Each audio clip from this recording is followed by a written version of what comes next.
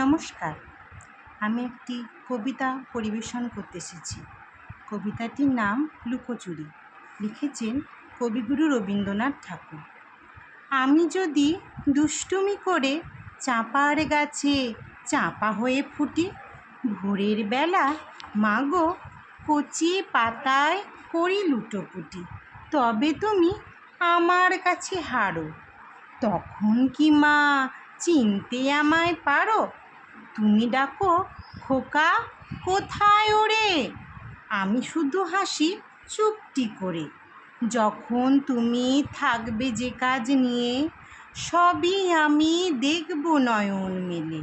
শান্তি করে চাপার তলা দিয়ে আসবে তুমি পিঠেতে চুল ফেলে। এখান দিয়ে পুজোর ঘরে যাবে, দূরের থেকে ফুলের গন্ধ পাবে।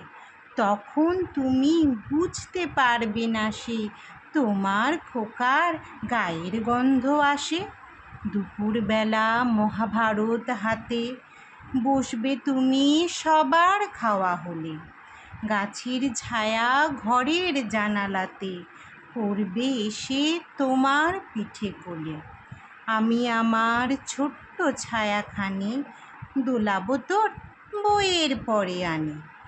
তখন তুমি বুঝতে পারবে না সে তোমার চোখে খোকার ছায়া ভাসে।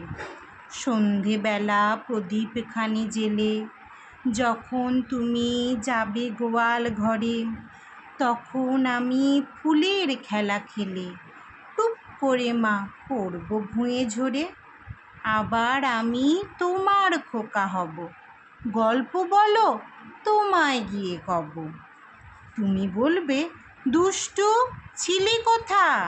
আমি বলবো না সে কথা। কবিতাটি তোমাদের কেমন লাগলো কমেন্ট করে অবশ্যই জানাবে। আর ভালো লাগলে লাইক, শেয়ার অ্যান্ড কমেন্ট করো।